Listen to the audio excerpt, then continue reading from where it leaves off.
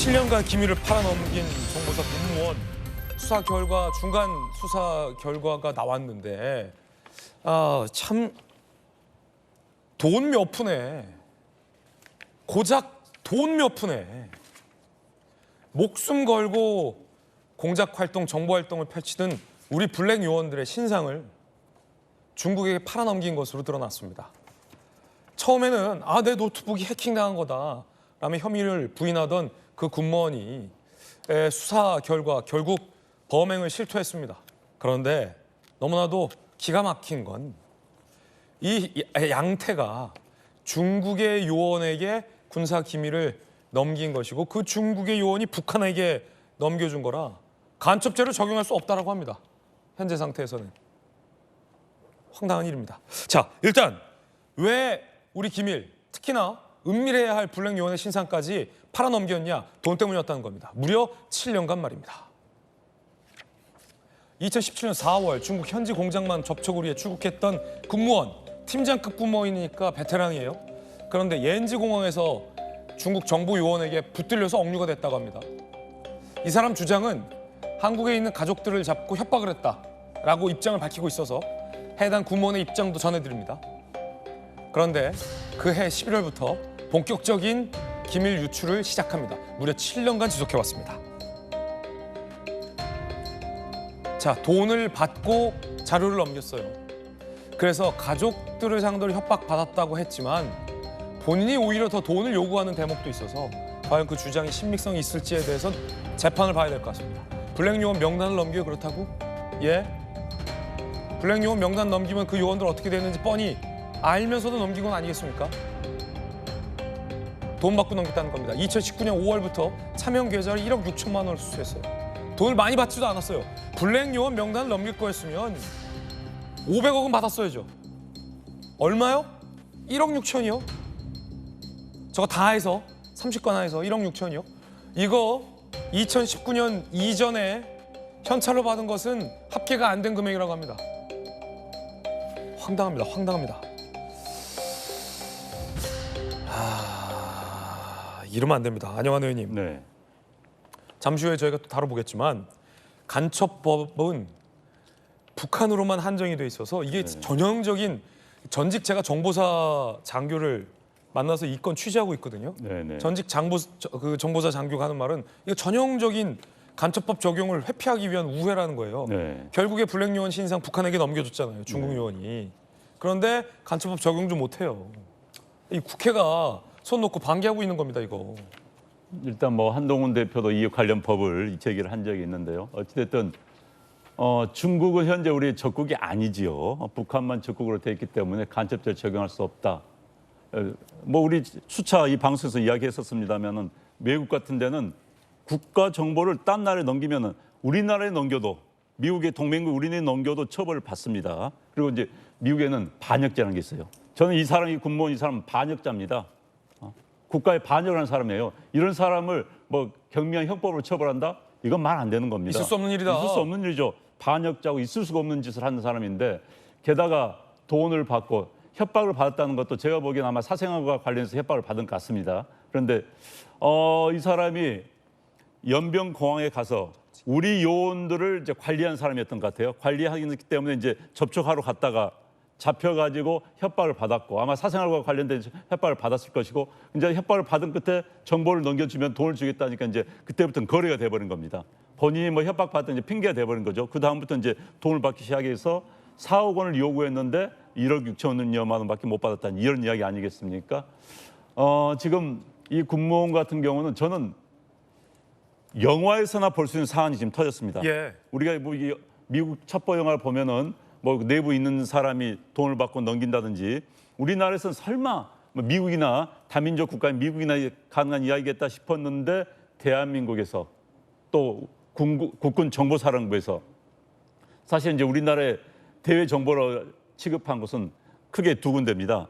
우리나라의 국정원과 정보사령부가 경쟁하듯이 해요. 사실 그런데 이제 이 국정원이 전반적인 정보를 한다면은 이 정보사령부는 군사정보를 합니다. 뭐 이건 다 이미 지난 뭐 공소시효 지난 이야기이기 때문에 뭐 합니다만 제가 국방부 취임하는 시절에 이런 일도 있었어요. 정보사 영관급 장교가 북한 연변에 가가지고 북한의 땅을 채취한 사건이 있었어요. 땅을 채취해 와가지고 흙이죠. 흙을 채취해 와가지고 정모중령 사건 말씀이시죠? 네, 그래서 예. 그게 분석해 보고 지금 핵 실험을 준비를 하고 있다는 것이 90년대 이미 그러니까 정보사의 장교들이 목숨 걸고 들어가는 겁니다. 그럼요. 연변 일대에 많이 활동을 하고 있어요. 그러니까 연변 일대에 활동하고 있는 사실 우리 정보사 장교들이 북한 측에 연변에서 활동하다가 북한 첩보원들한테 납치당한 경우도 있었습니다. 그런데 그런 사건들은 좀 목숨을 걸고 정보사 장교들이 또는 정보사 간부들이 또는 직원들이 국가를 일하고 있는데 그런 정보를 팔아 넘긴다? 그 사람도 어떻게 되겠습니까? 아까 앵커 말씀하신 것처럼 그 사람들이 신변의 위해가 가는 그런 사람들이에요. 그럼에도 불구하고 돈을 받고 팔아 넘겼다? 반역자입니다. 이건 용서할 수가 없는 범죄인데 그런데 문제는 이제 이러한 사안을 아직까지도 7년 지나서도 정보사 자체는 몰랐다. 인근 그러니까 소위 국정원에서 넘긴 거죠. 국정원에서 전체적으로 연변 일대를 파악해 보니까 이상한 거예요. 그다음에 국정원에서 중국 측 정보기관을 어느 정도 파악해 보니까 이상한 게 낌새가 나타나니까 토스를 해준 겁니다. 정보사 측에 야 이러저러인 걸 한번 확인해봐. 확인해 보니까 나온 거 아니겠습니까? 그래서 정보사 내부가 지난번에 뭐 간부들끼리 싸움을 하지 않나 소송을 걸지 않나 이 문제였는데 정보사 이번 기회에 다시 한번 재정리를 해야 될 것 같고요. 예. 또 우리 관련 유관 기관 내에서도 현재 사실 중국이 우리나라에 대한 정보 활동 굉장히 심하게 합니다. 과거에는 미국 CIA도 국내에 굉장히 많이 들어와 있었어요. 그래서 국내를 상대로 국내 정치에 관한 뭐 이런 정보들 수집해 왔는데 중국 측의 국내 정보 수집이 굉장히 급증했습니다. 그래서 이번 기회에 우리 국내 정보 기관들이 국내 정보를 북한뿐만 아니라 해외, 러시아, 중국, 뭐 일본도 마찬가지입니다. 팔아 넘기는 것이 있는 것인지에 대해서 다시 한번 조사를 면밀히 해야 될 것 같습니다. 안용환 의원께서 언급하신 연변 인근에서 흙을 채취해온 정보사 장교 사건. 저도 취재를 해서 제가 잘 아는 사건인데 당시에 정중령, 블랙요원 신상이 북한에게 발각돼서 단둥에서 암암리에 활약했던 정중령의 안가 아파트에 북한 정보 요원 6명이 침입을 해서 이 정중령을 끌고 평양으로 가서 모진 고문을 가했던 사건이 있었습니다. 그것도 그때 당시 블랙요원의 신상이 드러났기 때문에 블랙요원들에게 정말 치명타가 될 수 있는 건데 안 의원님 정말 잘 지적해 주셨듯이 이걸 돈을 받고 넘겼다는 겁니다. 물론 해당 근무원은 가족의 신변을 위협받아서 어쩔 수 없이 협조했다라고 해명하고 있습니다. 그런데 군 관계자에 따르면 아니다. 이 정보사 군무원이 오히려 중국 측에게 4억을 요구했던 대목도 있었다라고 밝혔습니다. 함께 보시죠. 한국에 있는 가족 신변을 위협받아 협조했다라고 밝혔지만 귀국 후에 중국 요원을 접촉했다는 사실도 신고하지 않았고 중국 연락책에게 결정적으로 수차례 돈을 더 주면 자료를 더 보내겠다라고 적극적으로 얘기했다는 것. 그리고 총 4억을 요구했던 정황도 군 건체 관계자가 확인했다는 겁니다. 아니 성춘 부의장님, 영화 보면요. 블랙 요원 리스트 넘기는 걸로요. 정말 수천억의 돈을 받고도 안 넘기는 그런 장면이 많잖아요. 근데 고작 얼마요? 4억이요? 4억 다 받지도 못했는데 1억 6천만 원만 지금 받은 게 나왔잖아요. 차명 계좌로. 그 돈에 그 푼돈에 자기 동료들, 자기 후배들 블랙 요원들의 신상을 넘겨요? 그러니까요. 뭐 그분들의 이런 신상을 넘겨주는 대가를 뭐 저는 뭐 몇백억이다, 몇천억이다 그렇게 돈으로 매길 수도 없다고 생각합니다. 당연하죠. 그만큼 중요한 정보고 그분들의 목숨과도 연관되는 것이기 때문에 이런 것을 유출한 것 자체가 근데 또 핑계를 대는 거 아직 결론이 나진 않았지만 핑계를 대는 것과 실제 밝혀지는 사실이 전혀 다른 걸로 점점 드러나고 있지 않습니까? 이 사람이 본인이 얼마나 큰 잘못을 했는지 알 겁니다. 왜냐면 정보사 요원이니까요. 본인이 얼마나 어처구니 없는 짓, 얼마나 그 수많은 그 블랙 요원들의 목숨을 위협하는 짓을 했는지도 알 텐데 가족의 협박?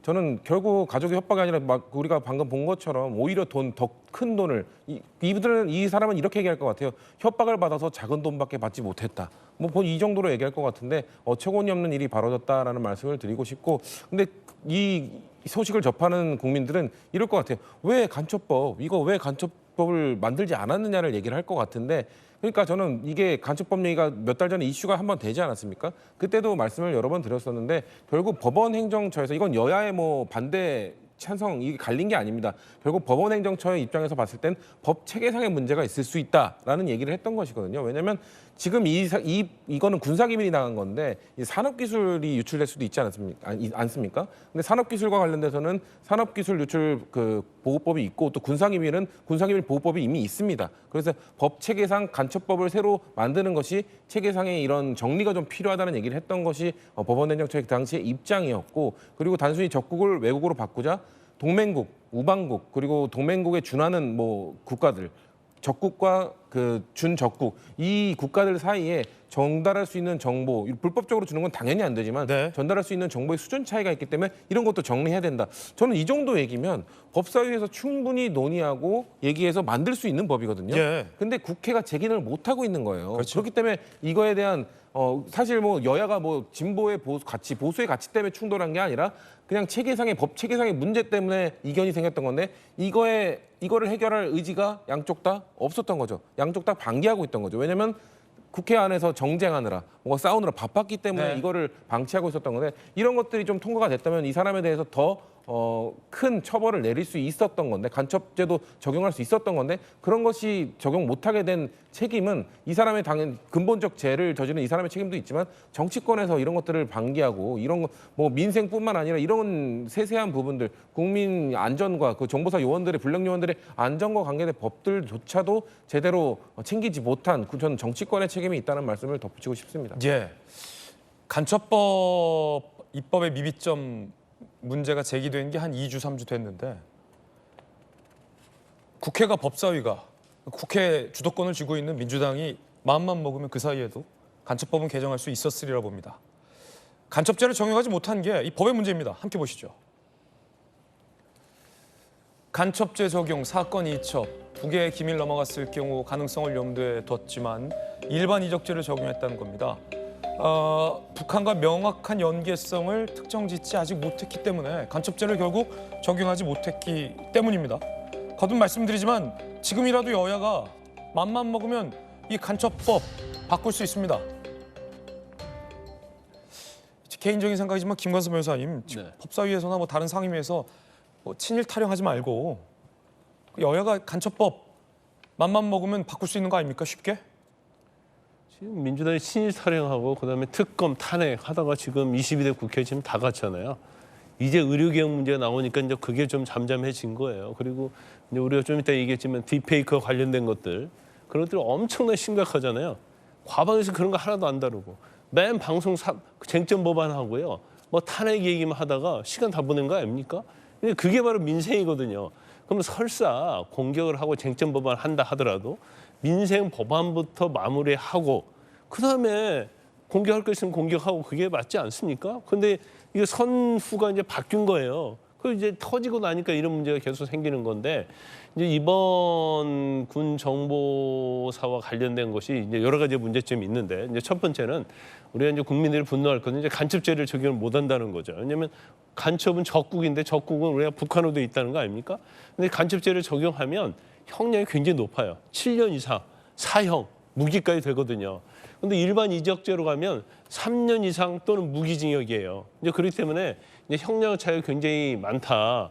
그러면 사실 간첩죄 행위를 하는 사람 입장에서 보면, 아, 내가 이거 북한과 관련이 없다는 걸 입증하면 뭐 좀 살다 나오면 되겠구나, 이런 문제가 있을 수 있거든요. 그래서 지금 뭐 문제가 되는 것이 일단 보안 문제도 문제가 될 수 있고, 두 번째는 지금 별로 수사가 잘 안 된 것 같아요. 그렇기 때문에 예. 수사를 좀 더 그렇죠. 정확하게 해서 더 밝혀내야 한다, 이렇게 봅니다. 네. 제가 이 사안 취재하면서 전직 정보사 베테랑 장교분을 만났는데, 그 중국 정보 요원에게 이 군무원이 넘겼지만 되게 많은 경우, 뭐 이 사건 좀 더 수사해 봐야겠지만 중국 정보 요원이 이 북한 정보 당국과 밀접하게 연계돼 있을 가능성이 크기 때문에 그것을 특정할 수만 있다면 중국 정보 요원에게 기밀을 넘겼지만 결국은 북한에게까지 넘겨간 정황까지 사실관계가 파악된 만큼 간첩법을 추후에라도 적용할 수 있다라는 의견도 전해 들은 바 있었습니다.